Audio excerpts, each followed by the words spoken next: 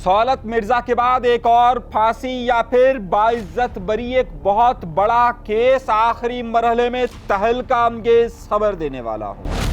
एक चेयरमैन, तीन पार्टियां, कहानी क्या है, कुंडी किसने खोली, फिर ज़हर बहस क्यों, और लापता लोग आ गए, किसके लापता लोग आए, तीन अहम और बड़ी खबर।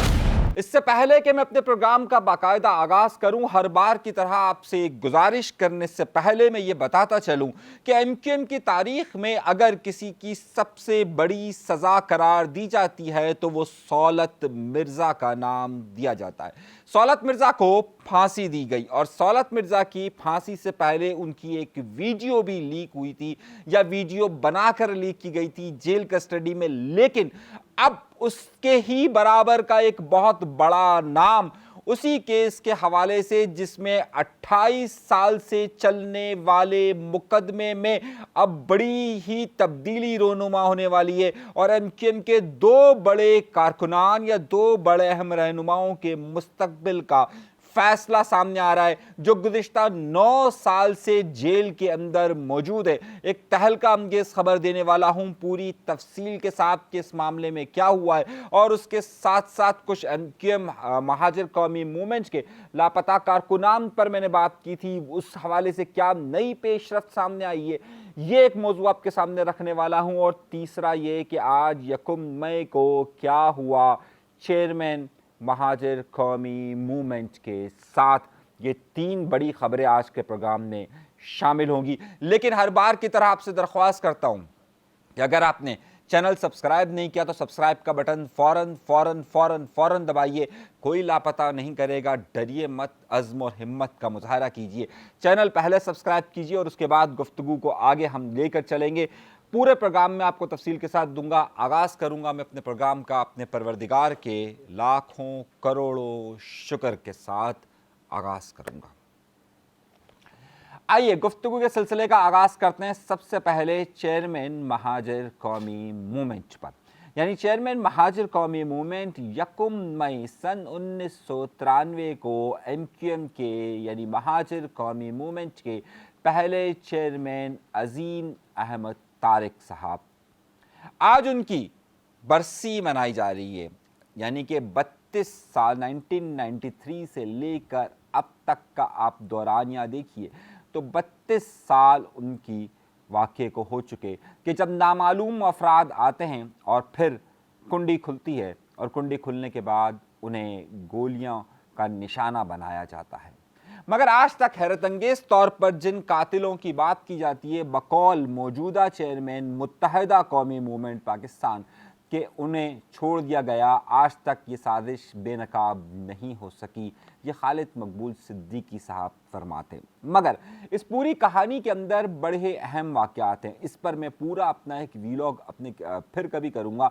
लेकिन आज का दिन मैंने ख़ास तौर पर इस हवाले से बात की थी कि अजीम अहमद तारिक साहब की आज बरसी है और एमक्यूएम के मौजूदा तीन हिस्से, एमक्यूएम के मौजूदा तीन हिस्से यानी मुत्तहिदा कौमी मूवमेंट पाकिस्तान, मुत्तहिदा कौमी मूवमेंट लंदन और महाजिर कौमी मूवमेंट यानी आफाक अहमद साहब की जमात, आज महाजिर कौमी मूवमेंट के चेयरमैन की बरसी बना रही है। यानी कि वो चेयरमैन के जिसके वाक़े को आज 32 साल हो चुके हैं, उस पर आज तीनों जमातें अलहदा अलहदा अपना प्रोग्राम तय कर कर आज उनकी बरसी को बना रही है। ये भी बड़ी हैरत अंगेज़ बात है कि तीनों अलग अलग उसे अपना मानते हैं। महाजिर कौमी मूवमेंट यानी आफाक अहमद साहब का मौक़िफ़ यह है क्योंकि वो महाजिर कौमी मूवमेंट के चेयरमैन थे और जब महाजिर कौमी मूवमेंट 84 में बनी वो हमारे पास ही थे, और जब उनके वाक़या रोनुमा हुआ उस वक्त भी उन्होंने हमारे मौक़िफ़ की मुकम्मल हिमायत की थी। और जबकि हम उस वक्त की जो महाजिर कौमी मूवमेंट थी उससे अलग हो चुके थे, यानी अल्ताफ़ हुसैन साहब से अलग हो चुके थे, लेकिन वो हमारे साथ थे और हमारे राब्ते में थे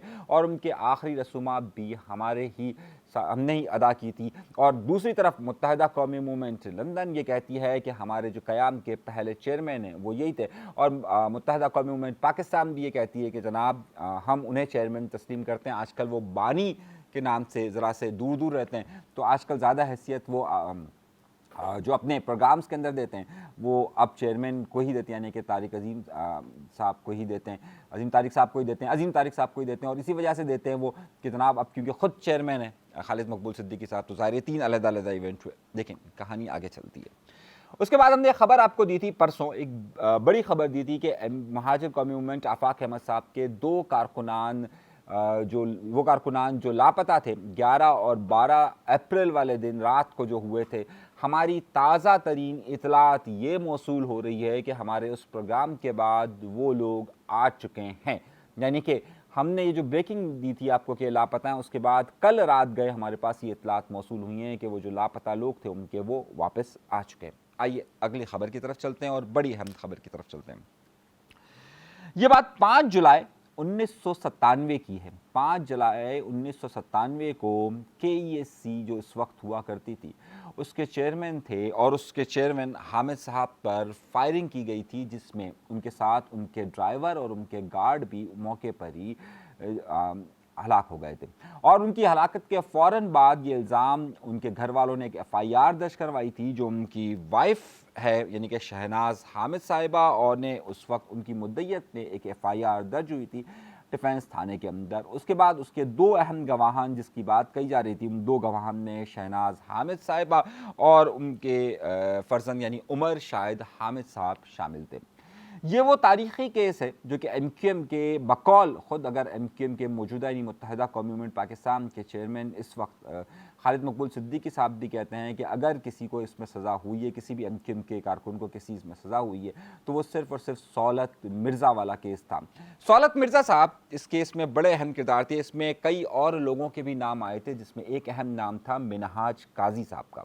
मिनहाज काजी साहब MQM से ताल्लुक़ रखते थे और मिनहाज काजी साहब के मुतालिक ये बड़ा मशहूर था कि वो 90 की सिक्योरिटी के इंचार्ज भी थे और उन्हें अल्ताफ़ हुसैन साहब का बड़ा करीबी साथी समझाता था। 22 अगस्त 2016 के पहले की कहानी मैं आपको बता रहा हूँ।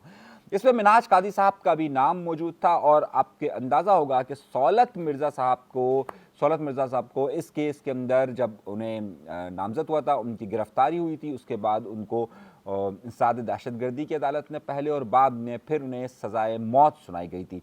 सौलत मिर्ज़ा के वक्त में एंड बिल्कुल लास्ट लम्हात के अंदर आपको मालूम होगा कि उस वक्त MQM के ख़िलाफ़ एक ऑपरेशन शुरू हुआ था और उसके बाद उनकी एक वीडियो जेल से रिलीज़ हुई थी, जिसमें वो जेल में मुख्तलिफ उन्होंने अपने बयान दिया था और उसके बाद अगले दिन शायद ये तवक्कुआत थी कि इस बयान के बाद उनकी जान बच जाएगी, लेकिन उसके बाद उन्हें फांसी की सज़ा दे दी गई थी। यही केस दोबारा से चल रहा है और अब तकरीबन आप ये बात देखिए कि 28 साल के बाद अब ये केस आखिरी मरहले में आ चुका है। यानी कि सौलत मिर्ज़ा साहब को तो फांसी दी गई थी, उसके बाद अब इस केस में 2 अहम लोग शामिल हैं, जिसमें मिनहाज काजी साहब का नाम सर फहरिस्त आता है और ज़ाहिर मिनहाज काजी साहब उसमें बड़ा अहम नाम था और एक महबूब गफरान साहब। ये 2 लोगों के नाम उसके अंदर आते हैं। अब मिनहाज काजी के हवाले से मैं जो बात बड़ी इंपॉर्टेंट बात आपको बताना जा रहा हूँ, उस सारी बातों को देखिएगा। मिनहाज काजी को 22 अगस्त 2016 के वाक़यात के बाद, यानी कि जब सारे मामलात हुए थे अल्ताफ़ हुसैन साहब की तकरीर पर और उस वक्त जो ऑपरेशन किया गया था, उसके बाद मिनहाज काजी साहब को नबी बख्श थाने में गार्डन में ये जो ज़ू है सही है, वो उनकी रिहाइश वो वहीं पर थी। वहीं से उनकी गिरफ्तारी को ज़ाहिर कर कर एक FIR दर्ज की गई थी, जिसमें 164 का बयान भी उनका रखा गया था और उनके ऊपर एक पिस्टल का केस उनके ऊपर दर्ज किया गया था। उसी गिरफ्तारी के दौरान जब MQM के मामला ज़्यादा ख़राब हुए तो मिनहाज काजी साहब की गिरफ्तारी को इसमें जेल के अंदर ही उनकी गिरफ्तारी इस मुकदमे के अंदर भी डाल दी गई थी, जिसमें सौलत मिर्ज़ा को फांसी हुई थी। एक और अहम बात यह है कि इस पूरे केस के अंदर जो लोग शामिल थे, जिसमें बात कही गई थी, उसमें जो चालान पेश किया गया था, उसमें 3 लोग ऐसे हैं कि जिन्हें मफरूर या इश्तिहारी करार दिया गया था। और इस केस के अंदर जो मफरूर और इश्तिहारी हैं उसमें अल्ताफ़ हुसैन साहब यानी कि मुत्तहिदा कौमी मूवमेंट के जो बानी हैं उनका जिक्र है। और फिर उसके बाद दूसरा लफ्ज़ जो है वो जो दूसरा लफ्ज़ है दूसरे शख्स जो हैं वो नदीम नुसरत साहब हैं। आपको याद होगा कि नदीम नुसरत साहब अब बेसिकली किसी भी MQM से बराह रास्त ताल्लुक़ नहीं रखते हैं, लेकिन नदीम नुसरत साहब पहले MQM का हिस्सा थे, फिर वो MQM जब ये टुकड़े हुए थे तो उस वक्त MQM लंदन का कुछ अर्से हिस्सा रहे, और उसके बाद वो MQM लंदन को भी छोड़ चुके थे, और उसके बाद नदीम नुसरत साहब का नाम था। और तीसरा इसमें जो है वो सुहेल ज़ैदी साहब का नाम है, और ये तीनों के मुतालिक ये इश्तिहारी करार दिया गया था। अब अल्ताफ़ हुसैन साहब का तो ज़ाहिर उस वक्त के बहुत सारे केसेस में उनके नाम है, लेकिन अल्ताफ़ हुसैन साहब यहाँ पर मौजूद नहीं है, लेकिन नदीम नुसरत साहब का भी इसमें नाम दिया था। तो इसमें रिपोर्ट्स पेश की गई थी, जो चीज़ें पेश की गई थी उसमें कहा गया था कि जनाब नदीम नुसरत साहब ने बराह रास्त उस वक्त की इंस्ट्रक्शन दी थी। लेकिन खैर ये अभी ये सारी बातें अभी साबित होना बाकी हैं। अभी तो ये जो केस चल रहा है उसमें मिनहाज काजी साहब और महबूब गफरान साहब के हवाले से ज़्यादा फोकस्ड उन दोनों चीज़ों पर है। मज़ीद इसमें जो है वो पेशरफ्त होगी तो ज़ाहिर इश्तिहारी इनको करार दिया गया। जिस तरीके से पहले मिनहाज काजी को गिरफ्तार नहीं किया गया था, लेकिन मिनहाज काजी से बगैर जो सौलत मिर्ज़ा को इस केस को चलाया गया, और सौलत मिर्ज़ा को इस हवाले से सज़ा हुई। गुज़िश्ता यानी 2016 से लेकर ये 2025 चल रहा है, करीबन कोई 9 साल का वक्त हो चुका है। वो जेल के अंदर मौजूद है। पिछले दिनों आपको याद होगा कि इनके शनाख्ती कार्ड का बड़ा इशू बना था, कि जिसमें इनका शनाख्ती कार्ड नहीं बनने दिया जाता नादरा की तरफ से, और जिसके बाद इनके बच्चों की तालीम वगैरह का और उनको शनाख्ती कार्ड वगैरह का बड़ा इशू बना था, जिसके बाद कोर्ट ने इसका एक डिसीजन दिया था। खैर हमारा टॉपिक वो नहीं है। हमारा टॉपिक इस वक्त ये है कि इस हवाले से जो केस इंसदाद दहशतगर्दी की अदालत में चल रहा है, अब वो अपने आखिरी मराहिल की तरफ आया है, और उसमें अब दोनों फरीकीन से यानी कि प्रोसिक्यूटर से भी और वकील सफाई से भी इस हवाले से फ़ाइनल दलाइल की को मांगा गया है। यानी कि अब ये वाइंड अप केस की तरफ जा रहा है, कि जिसमें दोनों फरीक अपने अपने दलाइल देंगे। इब्तदाई तौर पर जब मिनहाज काजी साहब की गिरफ्तारी ज़ाहिर की गई थी इस हवाले से, तो उस वक्त पुलिस ने और प्रोसिक्यूशन ने जो स्टेटमेंट जारी करवाया था वो कहा था कि इन्होंने अपने जुर्म का एतराफ़ कर लिया है। लेकिन अब इंसदाद दहशतगर्दी की अदालत में जब ये मुकदमा चल रहा है, तो दोनों मुल्ज़िमान जो इसमें गिरफ्तार हैं, कि जिसमें मिनहाज काजी साहब हों या फिर महबूब गफरान साहब हो, उन दोनों ने इस बारे में मना कर दिया कि जनाब हमारा इस केस से कोई ताल्लुक़ नहीं है। लेकिन जो गवाहान हैं, जो 16 गवाहान इस हवाले से पेश किए गए हैं, और 16 गवाहान में से 2 गवाहान जिसमें शराज हामिद साहिबा और उमर शाहिद हामिद साहब हैं, उन्होंने इसको पहचाना मिनहाज काजी साहब को। अब मामला ये आ रहा है कि जो गिरफ्तारी डाली गई थी उसके बाद ये केस चलाया गया, और इस वक्त मिनहाज काजी साहब का ताल्लुक बज़ाहिर अभी तक उनकी तरफ से अनाउंसमेंट नहीं आया, लेकिन बीच में ये वक्तन वक्तन खबरें आती रही कि वो पहले PSP का पार्ट हो गए थे, फिर अब ज़ाहिर MQM पाकिस्तान का वो हिस्सा है, लेकिन इनका ताल्लुक इस वक्त MQM लंदन से बज़ाहिर ऐसा जो उनके स्टेटमेंट्स हैं उससे ये वाज़ेह होता है कि वो नहीं है। अब ये केस क्योंकि इंतहाई अहम मरहले में, और MQM पाकिस्तान ज़ाहिर इस वक्त इस मामले को देख रही होगी कि वो क्या मामला करती है या किस तरीके से करती है, और क्या वहाँ पर फ़रीकीन इस केस को किस तरीके से देख रहे हैं। लेकिन मैं आपको जो ताज़ा ब्रेकिंग न्यूज़ ये दे रहा हूँ कि इंसदाद दहशतगर्दी की अदालत में इन सब के केस जो आखिरी हतमी दलाइल मांग लिए गए, जिसके बाद मुतवक्के किया जा रहा है कि हतमी दलाइल जब दोनों तरफ से दिए जाएंगे तो उसके बाद इस केस का फ़ैसला सुनाया जाएगा इंसदाद दहशतगर्दी की अदालत में। और ज़ाहिर इंसदाद दहशतगर्दी की अदालत के फ़ैसले को बाद में मुख्तलिफ और प्लेटफार्म्स पर भी उनकी अपील की जा सकती है, लेकिन सौलत मिर्ज़ा साहब के वक्त तो वो सारे अपील्स उनकी मुस्तरद हुई थी। अब देखना यह है कि मिनहाज काजी साहब MQM के हवाले से एक बड़ा नाम तस्वुर किए जाते हैं, उस ज़माने में एक बड़ा नाम तस्वुर होता था उनका। उसके बाद 2016 के बाद से ज़ाहिर है वो जेल के अंदर मौजूद है, और आपने उनके हवाले से ख़बरें भी उस तरीके से नहीं देखी होगी।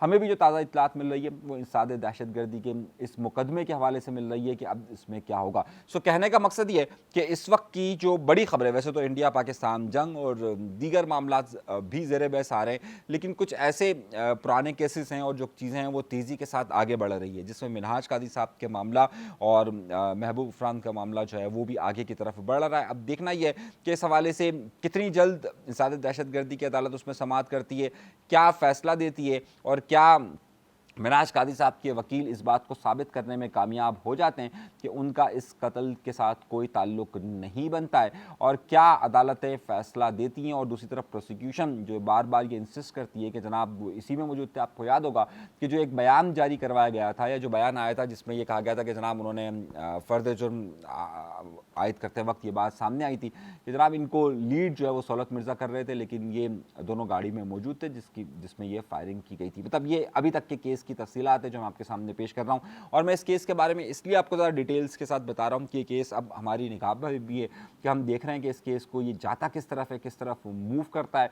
और कहाँ पर ये सूरत हाल जाती है। इसी तरह की मज़ीद खबरें और अपडेट्स हम आपको देते रहेंगे। ये बड़ी ब्रेकिंग न्यूज़, बड़ी खबर के तौर पर मैं आपको दे रहा हूँ। आगे चलकर इसमें मज़ीद तफसीलात हमारे पास आएगी तो वो भी हम आपके सामने शेयर करेंगे। अपना बहुत ज़्यादा ख्याल रखिएगा। अल्लाह तबारक व तआला आप सबको खुश खुरम रखे, आबाद रखे, सलामत रखे, कायम रखे। अनीस मंसूरी को फ़िलहाल दीजिएगा इजाज़त, लेकिन इस बात के साथ कि अगर आपने चैनल सब्सक्राइब नहीं किया तो सब्सक्राइब का बटन ज़रूर दबाइए। इजाज़त दीजिएगा। अल्लाह ने के बाद।